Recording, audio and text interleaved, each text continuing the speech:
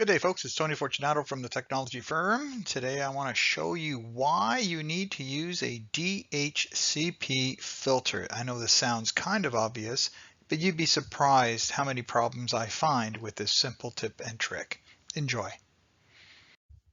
So it's actually quite simple. You should occasionally perform a DHCP baseline to validate how DHCP works in your environment. Now there's a big difference between how it actually works and behaves versus what you've configured in your routers and or other network equipment.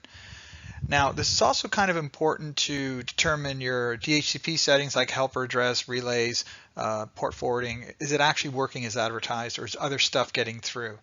So I can't tell you how important this whole simple little thing I'm going to show you today is.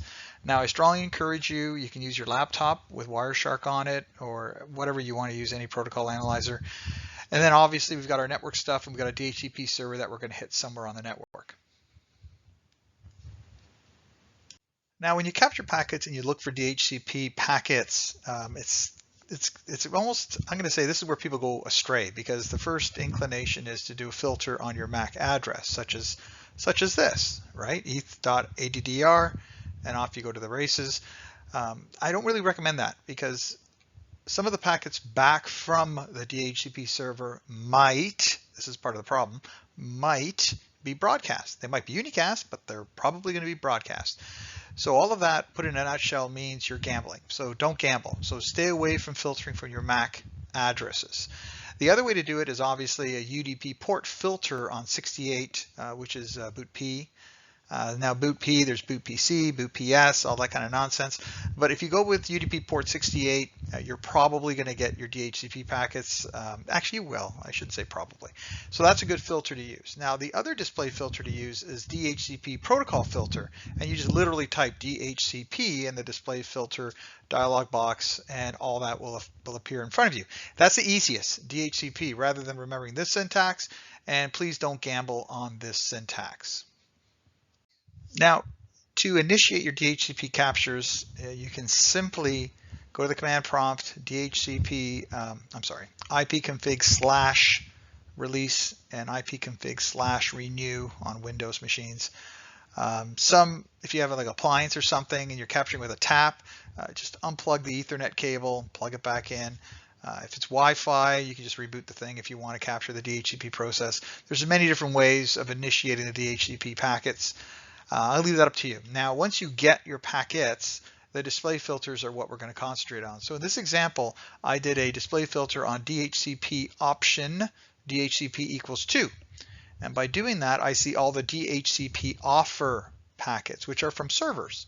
So now I can identify in the left column here, here's all the IP addresses of all the DHCP servers responding. So DHCP has a 4-step basic process. It's DORA, it's my mom's name, Dora, discover, offer, request, acknowledge. So discovers client, offer server, request client, and then so on and so on and so on. You get it, right? So client server, client server. Now in this case, we can see we've got 1044.160.191.1. These are all DHCP servers or DHCP server packets that are coming back to us. That in your environment, if that's not the case, you probably want to investigate.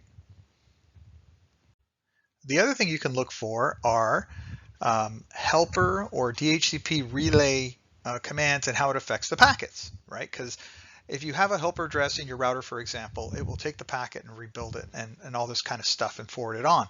Well, you want to make sure that if that's the case, then you do have these fields being used. For example, relay agent IP address and or next server IP address.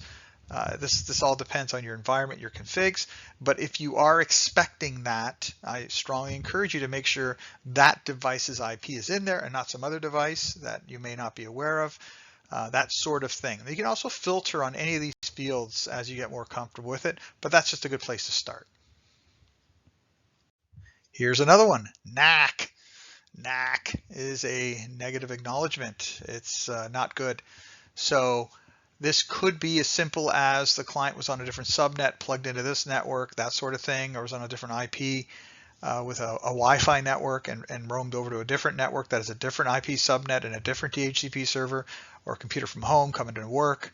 But if you do see a lot of NACs from clients when they are settled down in the office, you might want to find out what's going on there, because that could be a problem.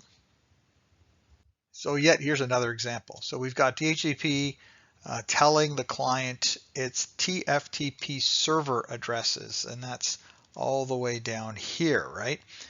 This could be a phone, this could be a switch, router, this could be a camera. There's tons of stuff that could use TFTP, and they could use them to pull down configs and or images or software firmware.